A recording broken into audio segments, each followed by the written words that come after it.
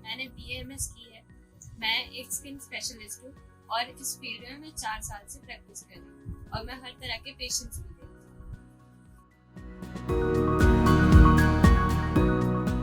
Allergy वो होती है जो हमारे शरीर में हमारे इम्यून सिस्टम की सेंसिटिविटी का रिएक्शन होता है। वैसे तो आमतौर पर लोगों का कहना ये होता है जब हम उनसे पूछते हैं कि एलर्जी अचानक से अपने आप आ जाती है, पर एक रिसर्च में ये बताया गया है कि किसी भी पॉलन के या हमारे पर्यावरण में जो चीजें मौजूद होती है, छोटी छोटी चीजें या हमारे खाने की वजह से हमारे शरीर में जो इम्यूनिटी है वो रिएक्ट करती है और हमारे इम्यून सेंसिटिविटी रिएक्शन से हिस्टामाइन रिलीज होता है और जब हिस्टामाइन रिलीज होता है तो वो हमारी बॉडी में एलर्जिक रिएक्शन करता है, जिसमें अलग अलग तरह के लक्षण मिलते हैं, हमें सिम्टम्स मिलते हैं। अलग अलग तरह के एलर्जीज अलग अलग तरह की होती हैं। इसी तरीके से जैसे हमारे नोज में, आईज में एलर्जीज जाती हैं हमारे सांस के थ्रू।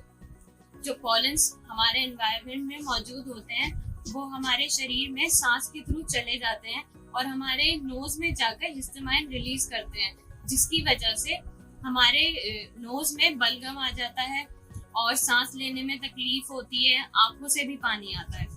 उसी तरीके से हमारे लंग्स में भी एलर्जी हो जाती है, वो भी सांस के थ्रू जाती है, उसमें भी बलगम पहुंच जाता है और हमें सांस लेने में बहुत ज्यादा तकलीफ होती है।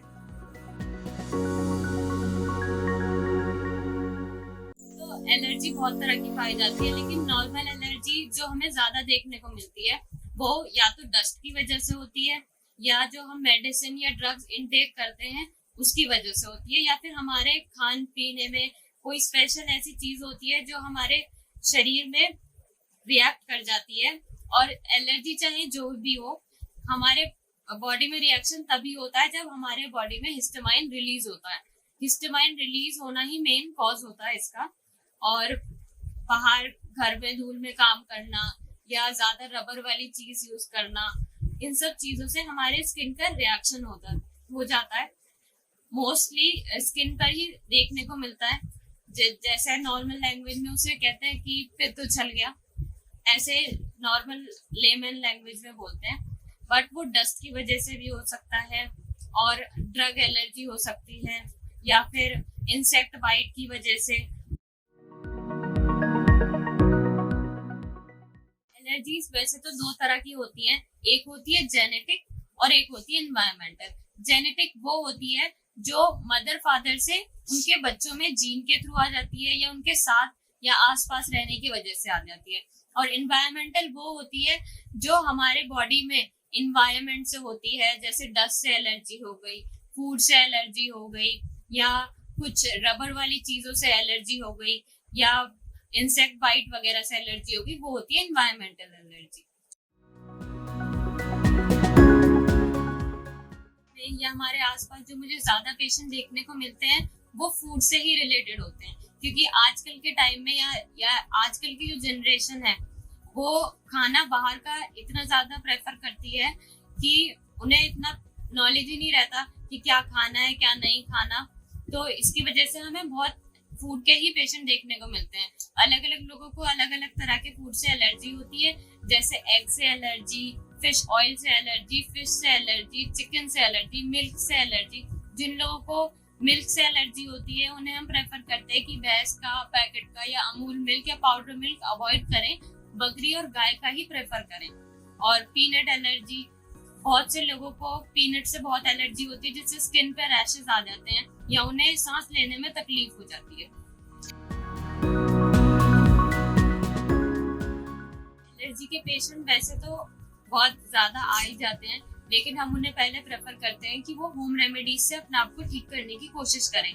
लेकिन जब कंडीशन बहुत ज्यादा सीवियर हो जाती है, जब उसमें हमें इस तरह के सिम्टम्स दिखाई लगने लग जाते हैं कि उन्हें सांस लेने में बहुत ज्यादा दिक्कत हो रही है, बहुत ज्यादा उलझन हो रही है, या उन्हें बहुत ज्यादा बेहोशी महसूस हो रही है, स्किन पे बहुत ज्यादा दाग या रैशेस आ जाते हैं, वाइट पैचेस आ जाते हैं, तब उसके बाद ये देखने के बाद उसी के बाद हम उन लोगों को मेडिसिन प्रेफर करते हैं जो हम लोग उन्हें अपनी तरफ से ही प्रोवाइड कराते हैं। एलर्जी को डायग्नोस करने के बहुत सारे तरीके होते हैं। वैसे जो स्किन एलर्जी होती है वो तो हमें नेकेड आई से वैसे भी विजिबल होती है, लेकिन स्टिल ये पता करने के लिए कि उनके बॉडी में एलर्जी कितनी है और किस कारण की वजह से, उसके लिए हम कुछ टेस्ट प्रेफर करते हैं, जैसे कि IgE test, ImmunoCAP, allergy test, blood test वगैरह हम लोग प्रेफर करते हैं।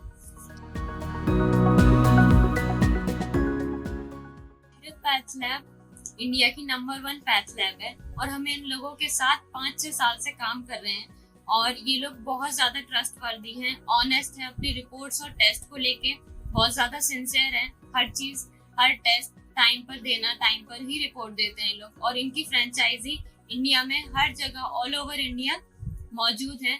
और इन लोगों के टेस्ट इतने ट्रस्टवर्दी होते हैं कि हम इन्हीं के बेस पे हर पेशेंट को उनके हिसाब से ही ट्रीटमेंट प्रोवाइड करते हैं। हमारे यहाँ पे पेशेंट अपॉइंटमेंट लेने के लिए 3 तरीके से हम लोग उनको प्रोवाइड करते हैं। या तो वो रिसेप्शन पे आके हम लोगों से अपॉइंटमेंट ले लें, या फिर ऑन कॉल अपॉइंटमेंट ले लें, या फिर डायरेक्ट वेबसाइट से अपॉइंटमेंट भी ले सकते हैं।